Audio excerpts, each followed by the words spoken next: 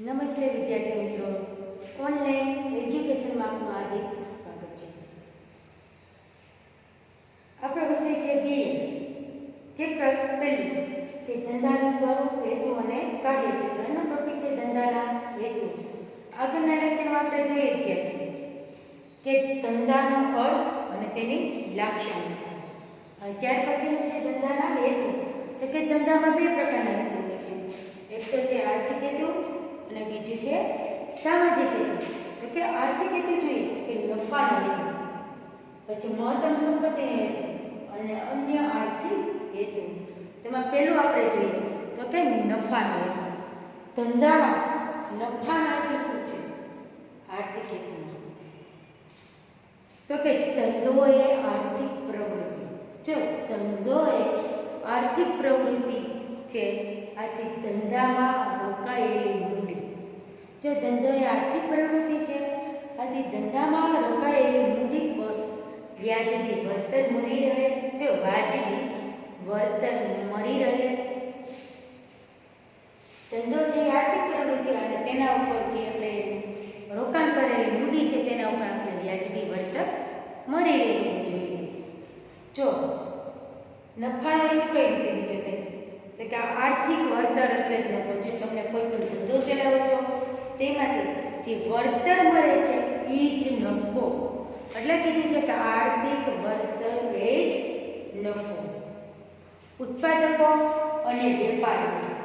ઉત્પાદકો છે જે માલનું ઉત્પાદન કરે છે તે, અને વેપારીઓ જે માલને ખરીદે છે તે. એટલે કે ઉત્પાદકો અને વેપારીઓ નફાના ઉદ્દેશથી જ વિવિધ ધંધાકીય પ્રવૃત્તિ કરે છે.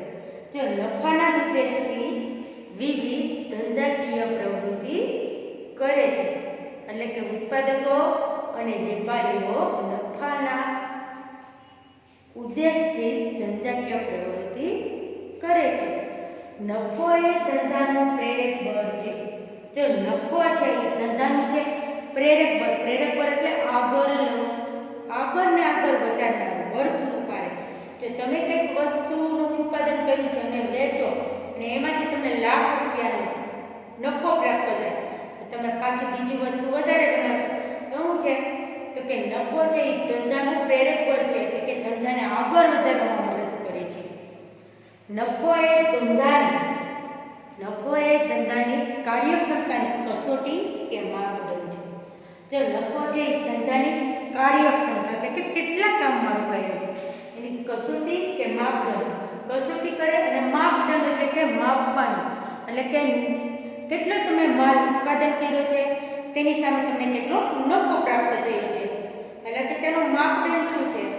આપણે 2 લાખનો માલ ઉત્પાદન કર્યો અને તમને 1.5 લાખ નફો મળે પ્રાપ્ત થાય એટલે કુલ 3.5 લાખ રૂપિયા છે. તો 1.5 લાખ છે એનો માપદંડ થઈ ગયો, કારણ કે 1.5 લાખનો નફો પ્રાપ્ત થયો છે. પણ ધંધામાં મહત્તમ નફાનો ખ્યાલ. ધંધામાં મહત્તમ એટલે કે વધારેમાં વધારે નફાનો ખ્યાલ જૂનો છે.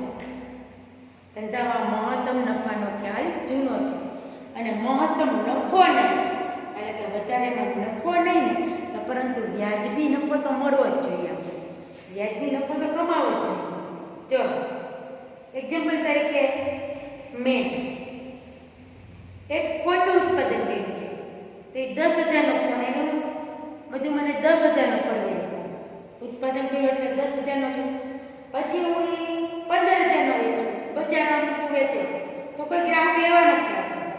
મહત્તમ એટલે કે વધારેમાં વધારે પણ હું 2,000 વધારીને એટલે કે 12,000નો ફોન મૂકું વેચો તો બધા ગ્રાહકો લેવા આવશે. તો એ જાજો ને પણ થોડો ગમતો તો તમે નફો કમાવા જ જોઈએ. એટલે કીધું છે કે મહત્તમ નફો પણ કમાવા જોઈએ ધંધામાં. નફો ધંધાનું જીવન રક્ત છે. જે નફો છે એ ધંધાનું જીવન રક્ત છે. જેમ આપણા શરીરને ચલાવવા માટે લોહીની જરૂર પડે છે તેમ ધંધાને ચલાવવા માટે નફાની જરૂર પડે છે. એટલે જ કીધું છે કે નફો છે એ ધંધાનું જીવન રક્ત છે. ત્યાર પછી છે મહત્તમ સંપત્તિની હેતુ. મહત્તમ એટલે કેવી સંપત્તિ? વધારેમાં વધારે સંપત્તિનો હેતુ. એટલે કે નફાનો હેતુ ધંધાની વાર્ષિક કમાણી સાથે જેમાં લખવાનો હેતુ કઈ છે કે ધંધાની વાર્ષિક એટલે કે વર્ષના અંતે જે કમાણી થાય છે તેને સંબંધ ધરાવતો ટૂંકા ગાળાનો ગાળા છે ટૂંકા ગાળાનો ખ્યાલ હોય છે એટલે કે આખા વર્ષ દરમિયાન કેટલો નફો થયો છે તેનો ખ્યાલ આખા વર્ષ દરમિયાન આવે છે. જ્યારે મહત્તમ સંપત્તિ ના સર્જનનો હેતુ લાંબા ગાળાનો છે. મહત્તમ સંપત્તિ એટલે આપણે સંપત્તિનું સર્જન કરીએ એનો હેતુ કેવો છે લાંબા ગાળા. આખરે આપણે બધી પ્રોડક્ટ એટલે કે બધી વસ્તુનું ઉત્પાદન કરી લઈએ પણ એવું લખી નથી દીધું કે 2 મહિનામાં બધી ઉત્પાદન કરેલી વસ્તુ વેચાઈ જ જાય છે. એ તો વર્ષે વેચાય, 6 મહિને વેચાય ને 8 મહિને વેચાય. એટલે કે જ્યારે જેટલી વસ્તુ આપણે ઉત્પાદન કરી છે એ બધી વેચાઈ જાય ત્યારે આપણે ખ્યાલ આવે છે કે આપણે કેટલો નફો આમાંથી પ્રાપ્ત કર્યો છે, કેટલો નફો આપણે કમાના છે. આ હેતુ લાંબા ગાળે સિદ્ધ થાય છે. જો મહત્તમ સંપત્તિનો હેતુ કેવો છે લાંબા ગાળે સિદ્ધ થાય છે, ટૂંકા ગાળે સિદ્ધ થતો નથી. એનું કારણ એ છે કે આપણે માલનું ઉત્પાદન એકસાથે કરી લઈએ છીએ અને વેચાતા વાર લાગે છે એટલે કે લાંબા ગાળે આનો હેતુ સિદ્ધ થાય છે. જો મંદી કે કટોકટીની સમસ્યા ઉત્પન્ન થાય, એક્ઝામ્પલ તરીકે આ વર્ષ મંદીનું જ ગણવાનું કારણ કે કોરોનાને લીધે અમુક 3 મહિનાને લીધે લોકડાઉનને લીધે અમુક ધંધા તો સાવ કોરી ગયેલા. જે વસ્તુનું ઉત્પાદન કર્યું હોય છે એ એમને બી હોય છે.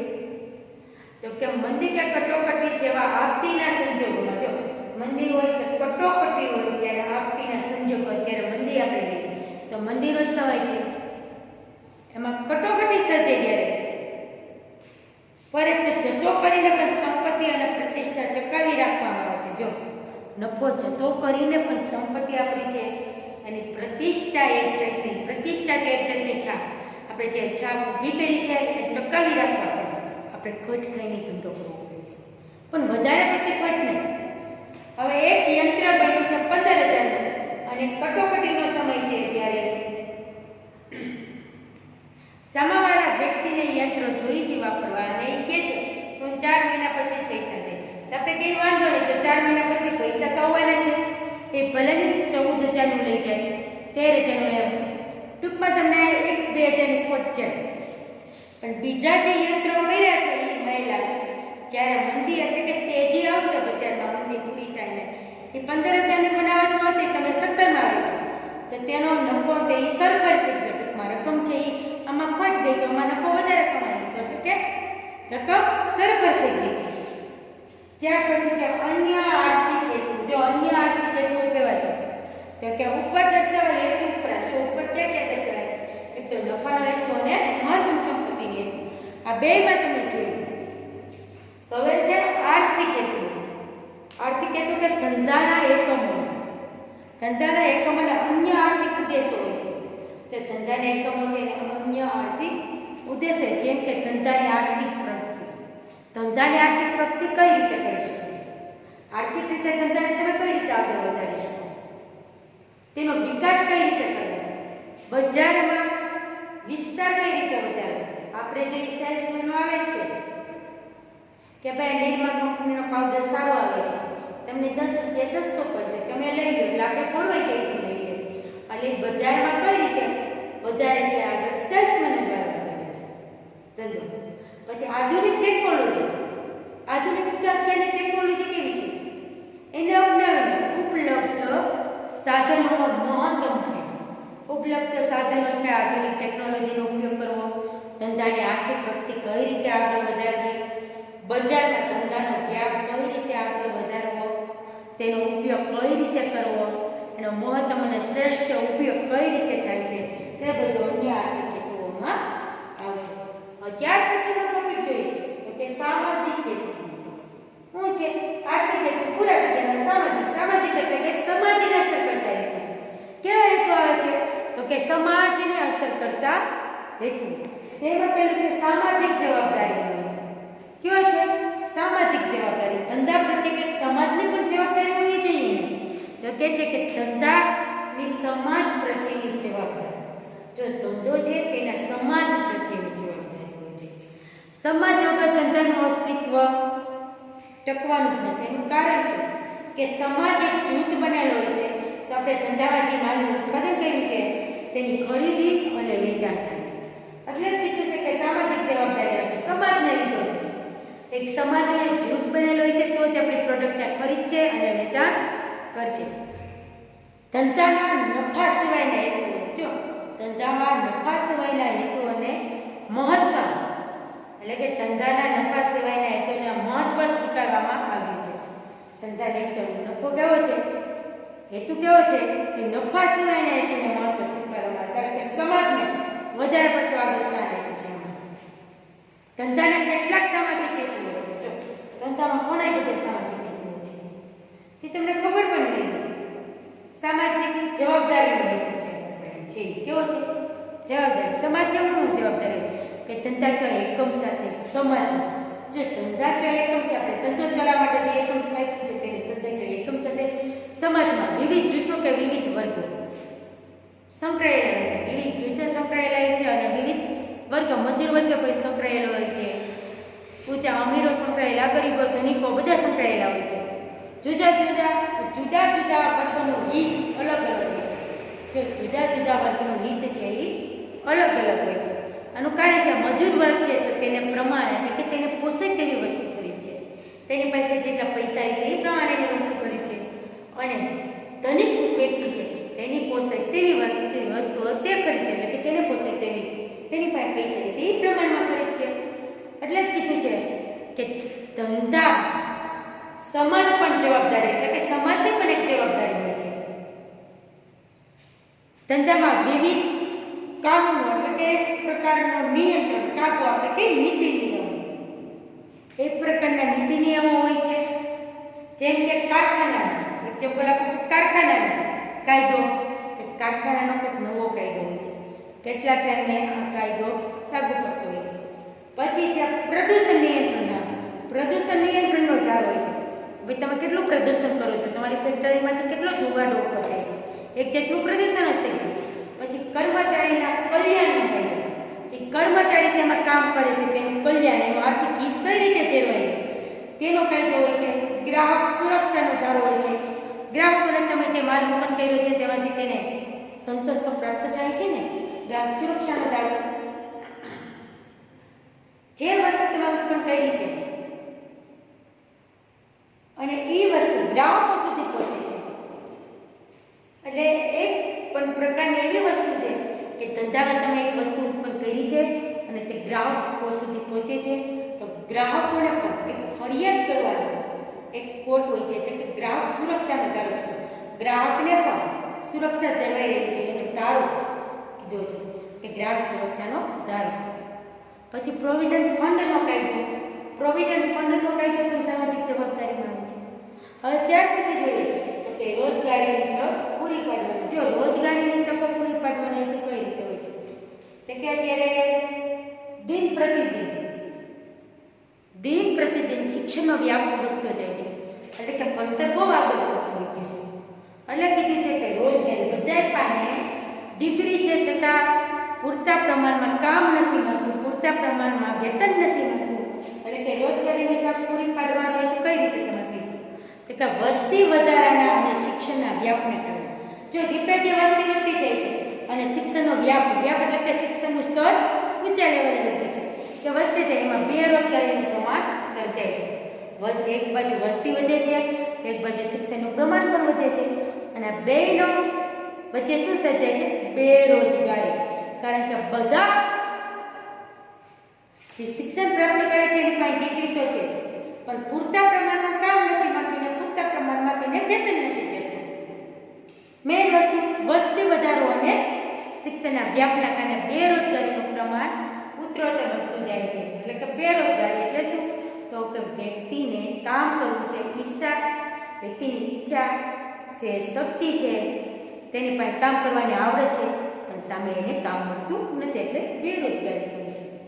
હવે ધંધાની સ્થાપના અને વિકાસ, ચાલો જોઈએ કે ધંધાની સ્થાપના અને વિકાસ દ્વારા આ સમસ્યા દૂર કરી શકાય. એક ધંધાની સ્થાપના કરવી અને તેને શું કરવાનું? વિકાસ કરવો.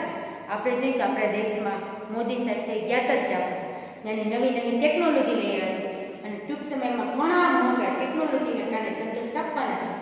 શું કામ?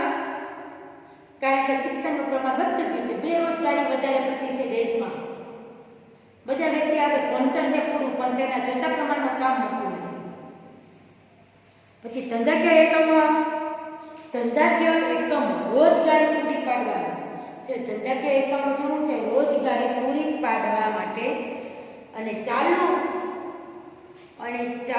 રોજગારી બંધ ન થાય એ હેતુથી ઊભા થયેલા હોય છે. જો ધંધાકીય એકમો છે રોજગારી પૂરી પાડવા માટે અને ચાલુ રોજગારી છે એ બંધ ન થાય, એમનું ચાલુ છે એના માટે ઊભા થયેલા હોય છે. દાખલા તરીકે ખાદી ગ્રામ ઉદ્યોગ છે. એક્ઝામ્પલ આપણે ખાદી ગ્રામ ઉદ્યોગ છે જેવી સંસ્થાઓ. ગૃહ ઉદ્યોગ છે, લઘુ ઉદ્યોગ. જો ગૃહ ઉદ્યોગ એટલે નાના પાયાના ઉદ્યોગ. ગૃહ ઉદ્યોગમાં શું હોય છે? પાપડ ઉદ્યોગ હોય છે. ગૃહ એટલે કે ઘેર બનાવવાનું. પાપડ ઉદ્યોગ, ખાખરા ઉદ્યોગ, અગરબત્તી ઉદ્યોગ, આ બધા નાના પાયાના ઉદ્યોગ. ગૃહ ઉદ્યોગ તમે ઘેર બનાવવાના ઉદ્યોગો કરી શકો. બજારમાં વેચે તો પણ તેને બજારમાં આપણે જે માલ ઉત્પન્ન કરીને વેચીએ છીએ, હવે આપણે શું કહે છે? પૈસા આપે છે. હવે આવે છે કે ગુણવત્તાવાળી વસ્તુ કે સેવાઓ પૂરી પાડવાની. જો ગુણવત્તાવાળી વસ્તુ અને સેવાઓ પૂરી પાડવાની ધંધામાં સમાજના લોકોને. શું કીધું છે? કે ધંધામાં સમાજના લોકોને ગુણવત્તાવાળી વસ્તુ અને સેવાઓ પૂરી પાડવાની સરળ રીતે કઈ રીતે આપણે પૂરી પાડી શકીએ એ હેતુ આ છે. તો આપણે જોઈએ કે સમાજના લોકોને તેમની જીવન જરૂરિયાત સંતોષી શકે તેવી વસ્તુ ગુણવત્તાવાળી હોવી જોઈએ. પછી જોઈએ તો કે રસોઈમાં વપરાતા મસાલા. જો રસોઈમાં વપરાતા મસાલા છે, ઠંડા પીણા છે, ખાદ્ય પદાર્થો છે, એના ઉત્પાદન કરતા એકમો છે એ ઉચ્ચ ગુણવત્તાના ધોરણે પાલન કરવું જોઈએ. ઉચ્ચ ગુણવત્તાના ધોરણે પાલન કરવું જોઈએ. એટલે કે ખાદ્ય મસાલા છે, ઠંડા પીણા છે. આપણે ઠંડા પીણા ક્યારે વધારે પડતા જરૂર પડે? તો કે ઉનાળાની સિઝનમાં તડકો બહુ હોય ત્યારે. બહુ તડકો એને કે કદી સોડાની બોટલ પી જાય તો આપણે કેવો સંતોષ થઈ જાય. કે ગુણવત્તાવાળી પીવી છે, કે ગુણવત્તાવાળી વસ્તુ હોય ને સંતોષ થાય તો આપણે વધારે પડતા આકર્ષાય વસ્તુ. સામાજિક હેતુ અપનાવવાથી ધંધાકીય એકમો ગ્રાહકો. જો સામાજિક હેતુ અપનાવવાથી ધંધાકીય એકમો છે એ ગ્રાહકોને વ્યાજબી કિંમતે વસ્તુનું ઉત્પાદન કરશે. જે સમાજ કઈ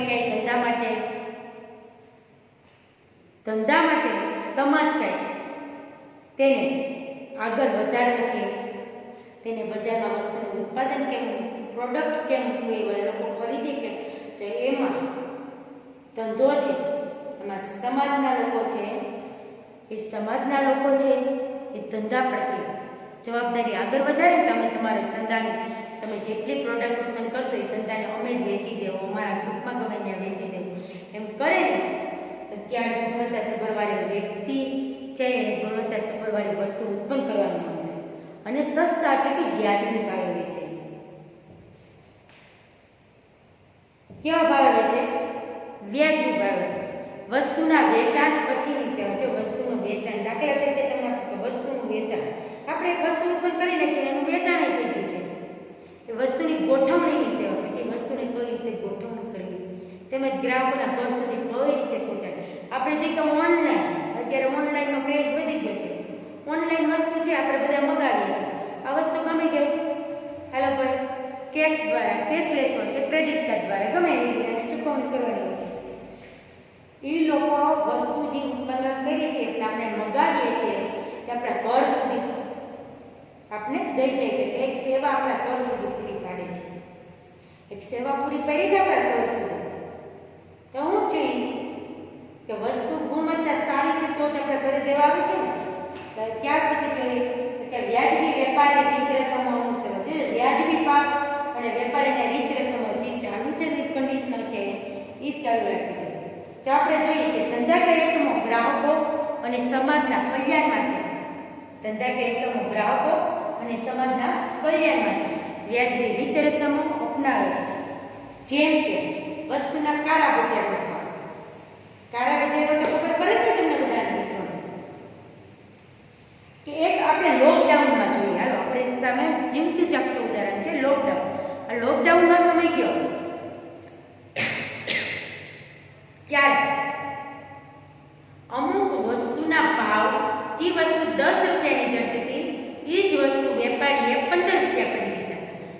ભાવ કેવો થયો? કાળા બજારનો ભાવ કે વ્યાજબી કિંમતની વસ્તુ હતી તેને વ્યાજબી કિંમત લીધી નહોતી, વધારે પડતો ભાવ ગ્રાહકો પાસેથી લઈ લીધો એટલે કે કાળા બજાર કર્યું. અને આપણે શું કીધું છે કે વ્યાજબી વેપારી રીત રસમો અનુસરવો છે એટલે કે વ્યાજબી કિંમત લઈ કાળા બજારની કિંમતમાં કોઈ ગ્રાહકોને વસ્તુનું વેચાણ કરવું જોઈએ નહીં. વસ્તુનો સંગ્રહ, જો વેપારી છે એ વસ્તુનો સંગ્રહ એટલે કે વસ્તુનો સંગ્રહ ગોડાઉન કે વખાર કરી રાખે છે, વસ્તુનો સંગ્રહ કરી રાખે છે. જ્યારે માર્કેટમાં કટોકટી સર્જાય છે ત્યારે વસ્તુને કાળા બજારમાં વેચે છે. આપણે લોકડાઉનમાં જોયું કે અમુક વસ્તુની કટોકટી સર્જાણી ત્યારે વેપારી પાસે માલ હતો અને તેના ભાવ ઊંચા લઈને એ માલને લઈ જાય એટલે વેપારી કેટલો બધો નફો કમાવાનો.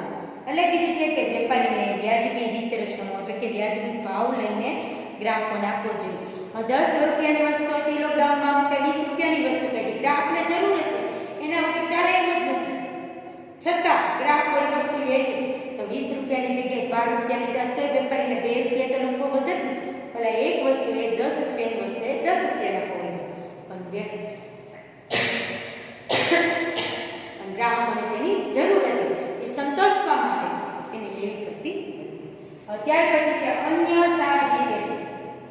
જો અન્ય સામાજિક હેતુ કેવો હોવો જોઈએ આમાં તો કે સામાજિક અન્ય સામાજિક હેતુ કીધો છે એટલે કે સામાજિક ઉદ્દેશો ઉપરાંત ધંધાના અન્ય સામાજિક ઉદ્દેશો ઉપરાંત ધંધાના અન્ય સામાજિક હેતુ હોઈ શકે છે. સામાજિક હેતુ હોઈ શકે જેમ કે સમાજમાં ધંધાકીય એકમ ને પ્રતિષ્ઠા સ્થાપવી. જો સમાજમાં કોઈ પણ ધંધાના એકમને પ્રતિષ્ઠા સ્થાપવી હોય, એની છાપ ઊભી કરવી હોય તો ઉત્પાદન ક્ષેત્રે નવા સંશોધનો અપનાવવા કે તેને જે વસ્તુનું ઉત્પાદન કરે છે તેમાં નવા સંશોધનો કઈ રીતે કરવા, એની છાપ અપનાવી ધંધાનો વિકાસ કઈ રીતે આગળ વધારવો, તે પછી રાષ્ટ્રીય આર્થિક વિકાસના ફાળો આપવો, રાષ્ટ્રીયના હિતમાંથી તેને દેશમાં ફાળો કઈ રીતે આપવો, તે બધું અન્ય સામાજિક હેતુમાં આવે છે.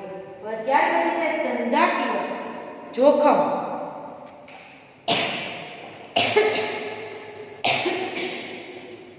ધંધાકીય જોખમ અને જોખમને ઉદ્ભવતા કારણો.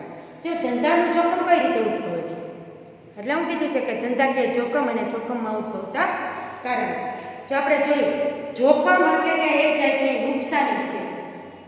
હાવ સરળ ભાષામાં તો જોખમ એટલે નુકસાનીની શક્યતા.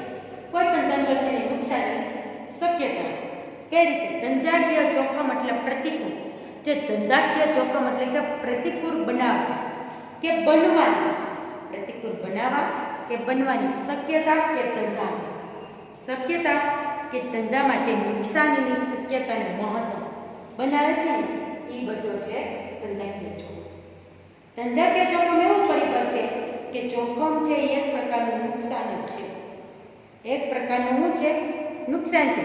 ધંધાકીય એકમના આંતરિક તેમજ બાહ્ય જોખમો અસર કરે છે. ધંધાને કેવા એક તો ધંધાની અંદરના જોખમો અને બાહ્ય એટલે બહાર પર્યાવરણના જોખમો, આ બે અસર કરે છે જોખમ. હવે જોઈએ કે જોખમને ઉદ્ભવતા કારણો ક્યાં ક્યાં છે.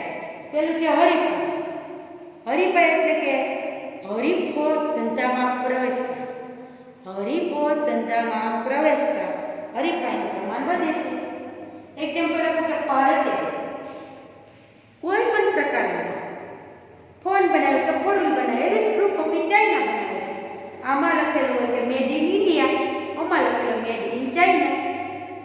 આ ભારતની વસ્તુ 5 લાખની વેચે છે તો ચાઇના છે એ જ વસ્તુ બજારમાં 2 લાખની વેચે છે. તો લોકો 2 લાખની વસ્તુ ખરીદવા આકર્ષણ થાય તો એક જાતની હરીફાઈ થઈ ગઈ. એટલે કે ધંધામાં હરીફાઈનું પ્રમાણ વધારે જોવા મળે છે, જેની સીધી અસર ધંધાના નફા પર થઈ. જેની સીધી અસર ક્યાં થાય છે? ધંધાના નફા પર. આપણે જે વસ્તુનું ઉત્પાદન કર્યું છે એ જ વસ્તુ બીજા વ્યક્તિ એવી જ વસ્તુ ઉત્પાદન કરે અને સસ્તા ભાવે બજારમાં મૂકે વેચો તો આપણા ધંધા કેવો છે? પરિપાટી છે. એટલે કે હરીફાઈ થાય છે બે ધંધા વચ્ચે. પછી કીધું છે હરીફાઈના કારણે જાહેરાત તેમજ ખર્ચામાં વધારે થઈ જાય. જો હરીફાઈના કારણે છે કે આપણે જાહેરાત કરવી પડે બધે જઈને, ભાઈ અમારી વસ્તુ છે એ કંપનીની પ્રોડક્ટ સારામાં સારી આવે છે, એટલે આપણે જાહેરાત કરવા ગયા તો એનો ખર્ચ વધી ગયો. કોઈ પણ કર્મચારી જાય તો પગાર તો ચૂકવવો જ પડશે. ટુ વ્હીલર જાય કે ફોર વ્હીલર જાય, કોઈ પણ સાધન લઈને ગયા તો એને પણ ડીઝલ એમાં પડશે, કે ટુ વ્હીલર છે તો પેટ્રોલ બનશે, અને ફોર વ્હીલર છે તો ડીઝલ કાર છે તો ડીઝલ બનશે ને તો પેટ્રોલ બનશે. તો એ જાહેરાત ખર્ચ વધી ગયો. એટલે કીધું છે કે હરીફ કંપનીને બજારમાં પ્રવેશવા, હરીફ કંપનીને બજારમાં પ્રવેશતી વસ્તુ કે સેવાની કિંમત ઘટાડવી પડે છે. આપણે જે વસ્તુનું ઉત્પાદન કર્યું છે એ જ વસ્તુ બીજા વ્યક્તિએ ઉત્પાદન કર્યું છે, આપણે 20 રૂપિયા વેચીએ છીએ તો બીજા વ્યક્તિ 15 રૂપિયા વેચે છે, તો આપણે એ વસ્તુની કિંમત ઘટાડીને આપણે 12 રૂપિયા કરવા પડે તો આપણી વસ્તુ બજારમાં ટકી રહે છે. હવે છે ટેકનોલોજી ફેરફાર. જો ટેકનોલોજીમાં કેવા ફેરફાર આવે છે, તો ટેકનોલોજી ફેરફારમાં છે કે આધુનિક સમયમાં ટેકનોલોજી છે કે આધુનિક સમયમાં ટેકનોલોજીના ક્ષેત્રમાં બહુ મોટો ફેરફાર થયો છે. ટેકનોલોજી એટલે કે નવી મશીનરી. આના કારણે ઉત્પાદન પદ્ધતિ, જો ટેકનોલોજીમાં ફેરફાર થયો એના કારણે ઉત્પાદન પદ્ધતિ છે, યંત્રો, સાધન વગેરેમાં ફેરફાર થયો છે. ટેકનોલોજીમાં ફેરફાર થયો તો ઉત્પાદન પદ્ધતિમાં ફેરફાર થયો. ત્યાર પછી આપણે જોઈએ પેકિંગ કરવાની વસ્તુ તેમાં પણ ફેરફાર. બધી વસ્તુ એક્ઝામ્પલ આપે જૂના યંત્રોનું સ્થાન નવા યંત્રોએ લઈ લીધું છે. જૂના યંત્રોના સ્થાને નવા યંત્રોનું સ્થાન. તમને એક મસ્ત એક્ઝામ્પલ આપું કે પહેલાંના સમયમાં આપણે છાશના વલોણા આમ થાંભલિયા બાંધીને ફેરવામાં, પણ ટેકનોલોજીમાં આગળ સુધારો આવતો ગયો એટલે છાશની મોટરો આવી કે ભાઈ જેવી તમે સ્વિચ પાડો 5 કે 10 મિનિટમાં તમારી છાશ બની જાય, માખણ લઈ લેવાની પછી છાશ. પહેલાંના સમયમાં તો લાકડાના વલોણા હતા, નીચે ગોરી મૂકીને તેને વલોવાતા, છાશને વલોવાતા હતા. અને અત્યારે તો મોટર ઉપર એટલે કે ટેકનોલોજીમાં ફેરફાર આવ્યો. ત્યાર પછી છે વૈકલ્પિક પેદાશો. જો વૈકલ્પિક પેદાશો એટલે કે દિન પ્રતિદિન ટેકનોલોજીનું પ્રમાણ વધતું જાય છે. દિન પ્રતિદિન ટેકનોલોજીનું પ્રમાણ વધતું જાય છે. ટેકનોલોજીના ક્ષેત્રે અનેક સંશોધન થયા રહ્યા છે. એના કારણે ગ્રાહકો વૈકલ્પિક પેદાશોની પસંદગી કરશે. દાખલા તરીકે રેડિયોનું સ્થાન. પહેલાં સૌપ્રથમ આપણે રેડિયો વાપરતા. રેડિયોનું સ્થાન અત્યારે કોણે લઈ લીધું છે? પહેલાં રેડિયોનું સ્થાન ટેલિવિઝન છે. રેડિયો તો એ ખાલી કેવું સાધન ગણાય છે? ખાલી શ્રાવ્ય એટલે કેવું? ખાલી સાંભળવાનું સાધન. અને અત્યારે એનું સ્થાન કોને લીધું? ટેકનોલોજીમાં ફેરફાર થયો વૈકલ્પિક પેદાશોના કહીને લીધે ટેલિવિઝન છે દ્રશ્ય અને શ્રાવ્ય સાધન. સાંભળી શકીએ આપણે અને જોઈ પણ શકીએ. એટલે કે આમાં વૈકલ્પિક સાધન આવ્યું, રેડિયો મૂકીને ટેલિવિઝન આવ્યું. હવે તો ટેલિવિઝન માટે પણ એક વૈકલ્પિક સાધન આવ્યું, એન્ડ્રોઈડ ફોન, મોબાઈલ. ટેલિવિઝન તો આપણે ઘેરે બેઠા જોઈએ છીએ, અને મોબાઈલ છે તો ખીચામાં નાખીને આપણે ગમે ત્યારે જોઈએ છીએ. દ્રશ્ય અને શ્રાવ્ય કઈ સાધન છે? મોબાઈલ છે. એટલે કે ટેકનોલોજીમાં સુધારો થતો ગયા, વૈકલ્પિક પેદાશો કઈ રહેતું. રેડિયો અત્યારે કોક જૂના વ્યક્તિ એટલે કે બહુ વૃદ્ધ વ્યક્તિ છે એ જ રેડિયોમાં સાંભળતા છે સમાચાર. અમુકની ઘરે ટેલિવિઝન છે ને અમુકના ઘરે ફોન છે. ફોનમાં પણ બધું આવે છે. એટલે કે આમાં ટેકનોલોજી છે એ કેવી રીતે કે બદલાઈ ગઈ. પછી સાયકલના સ્થાને બાઇક આવી. જો બીજું ઉદાહરણ, સાયકલ પહેલાં પેડલ સાયકલ વાળતા છોકરા નાના હતા બધે પેડલ સાયકલ. આના સ્થાને બાઇક આવી, ટુ વ્હીલર આવી ગઈ. એના બાઇકના સ્થાને હોય સ્કૂટર આવી ગયું ને. બાઇક એટલે કે ટુ વ્હીલર ગમે તમે કહો, હોન્ડા છે તોય ભલે, પછી એક્ટિવા છે તોય ભલે. આ પણ સાયકલનું સ્થાન કોને લઈ લીધું? સાયકલનું સ્થાન છે કોને લઈ લીધું છે? ટુ વ્હીલર લઈ લીધું છે. એટલે કે જૂની પેદા કઈ કે આપણે સાયકલ હતી એની સ્થાને નવ એટલે કે વૈકલ્પિક પેદાશોનો કઈ ગયો એની સ્થાને ટુ વ્હીલર આવી ગયું. પછી વૈકલ્પિક પેદાશોમાં રેડિયો હતો તેની સ્થાને ટેલિવિઝનનું આગળનું સ્થાન કયું છે? એન્ડ્રોઈડ ફોન આવી ગયો. પછી ફાઉન્ટેન પેનના સ્થાને બોલ પેન. જો ફાઉન્ટેન પેન સાય ભરીને સાયમાં બોલ ભરીને લખતા ફાઉન્ટેન પેન હતી. એની સ્થાને અત્યારે કઈ આવી ગઈ? બોલ પેન આવી ગઈ છે. આપણે બોલપેન વાપરીએ છીએ બધા, એ પણ એનું ઉદાહરણ છે. હવે ત્યાર પછી જોઈએ તો કે માંગની અનિશ્ચિતતા. માંગની અનિશ્ચિતતા ક્યારે ઉત્પન્ન કે ઘણીવાર ધંધામાં માંગમાં વધારો થાય છે તો ઘણીવાર માંગમાં ઘટાડો થાય. અનિશ્ચિતતા એટલે કાંઈ નક્કી નથી. ક્યારેક કોઈ સંજોગોમાં કોઈ પણ સંજોગોમાં ક્યારેક માંગ વધે છે તો ક્યારેક ઘટે છે. એક્ઝામ્પલ આપું તમને કે આપણે યાર્ડ છે, યાર્ડમાં તો બધા વિદ્યાર્થી ખબર પડતી, એમાં આપણે અત્યારે ચોમાસાની સિઝન છે તો આપણે અત્યારે ઘઉં વેચવા મૂકીએ છીએ. ઘઉં વેચવા મૂકીએ એટલે ઘઉંની સિઝન છે નહીં, ઘઉંની સિઝન ક્યારે શિયાળામાં, તો ઘઉં વેચવા મૂકીએ ને ગ્રાહકો વધારે છે લેવા માટે, તો બધાને જોઈએ છે ઘઉં, તો કોક 915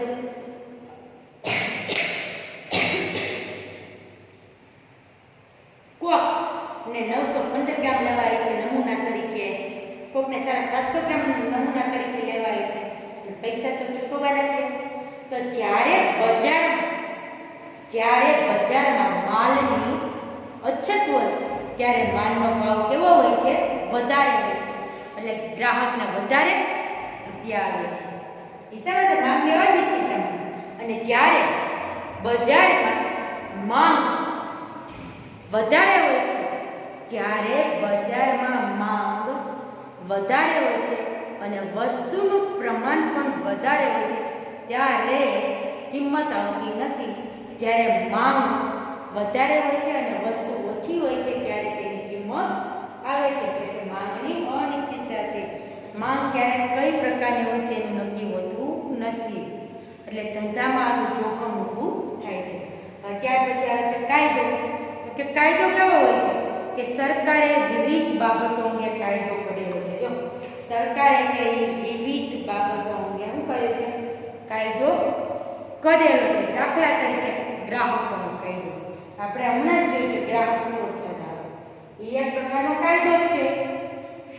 ત્યાર પછી જોઈએ તો કે કામદારનો કાયદો, ઉદ્યોગો ધંધાનો કાયદો, પ્રદૂષણ નિયંત્રિત કાયદો, આ બધા એક પ્રકારના કાયદા જ છે.